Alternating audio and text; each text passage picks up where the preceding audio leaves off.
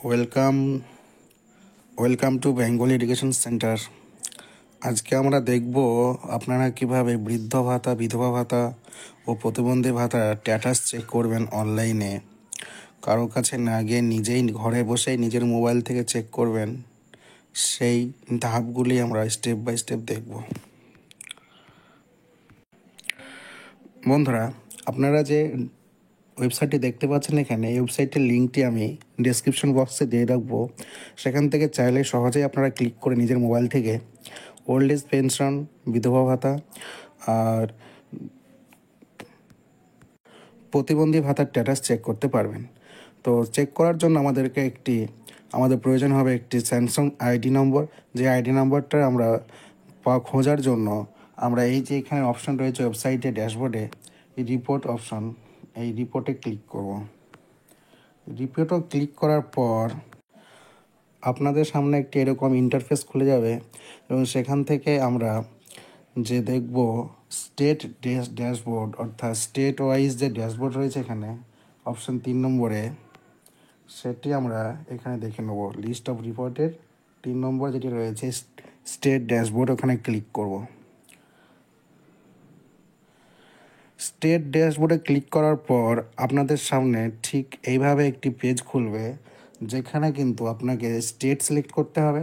State select করার জন্য সিলেক্টে click করার পর আপনার নিজের স্টেটটি সিলেক্ট করে নেওয়ার পর এদিকে স্কিমে আপনারা দেখতে পাবেন ডান দিকে অল সেন্ট্রাল স্কিম।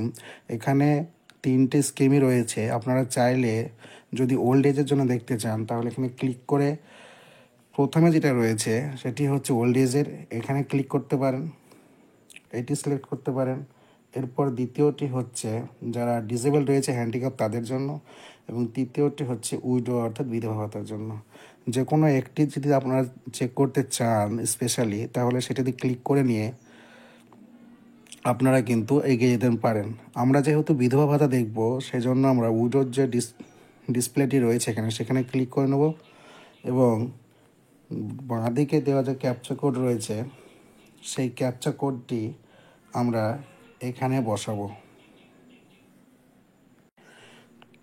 ক্যাপচা কোডটি ফিল করার পর আমরা সাবমিট অপশানে ক্লিক করব। সাবমিট করার পর আপনাদের সামনে ওয়েস্ট বেঙ্গল স্টেটের লিস্ট নিচের দিকে চলে আসবে। এখানে যে ডিস্ট্রিক্ট লিস্ট আসবে, আপনার যে ডিস্ট্রিক্ট, আপনি সেই ডিস্ট্রিক্টটি এখান থেকে সিলেক্ট করে নেবেন। তো তথ্য অনুযায়ী আমার যে ডিস্ট্রিক্ট, সেই ডিস্ট্রিক্ট আমি এখানে সিলেক্ট করে নিচ্ছি। যেহেতু আমার নদিয়া, তাই আমি এখানে নদিয়া সিলেক্ট করলাম। আপনার ডিস্ট্রিক্ট আপনি সিলেক্ট করবেন, ডিস্ট্রিক্টের ওপর ক্লিক করবেন। ক্লিক করার পর আপনার সামনে নতুন একটি উইন্ডো ওপেন হবে, যেখানে কিন্তু আপনাদের যে ব্লকগুলি রয়েছে ডিস্ট্রিক্টে, সেই ব্লকের নামগুলি আসবে।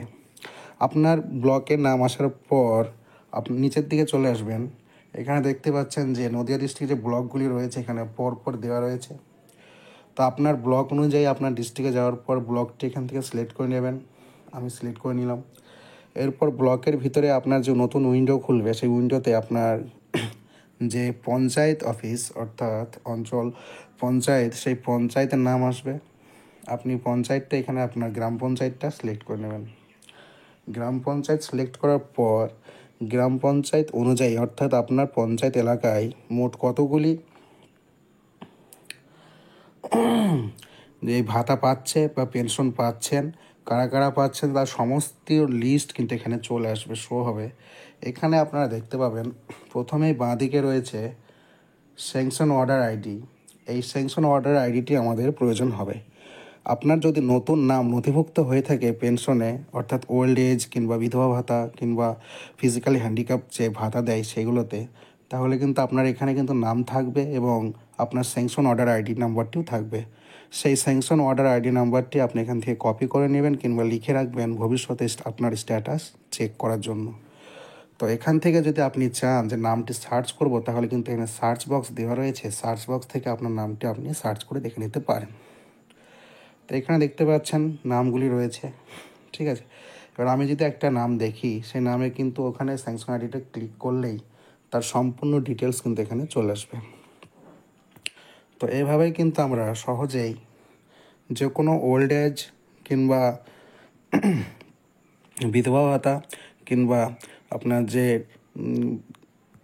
প্রতিবন্ধী ভাতা, এই ভাতার লিস্টগুলি আপনার নাম সঠিকভাবে উঠেছে কিনা, কিংবা আপনি পেমেন্টে কোনো অসুবিধা হচ্ছে কেন, কিংবা আপনার নাম কতদূর গেল, বা স্যাংশন আইডি স্যাংশন হয়েছে কিনা ইত্যাদি জানার জন্য কিন্তু এইভাবে আপনারা দেখতে পারেন।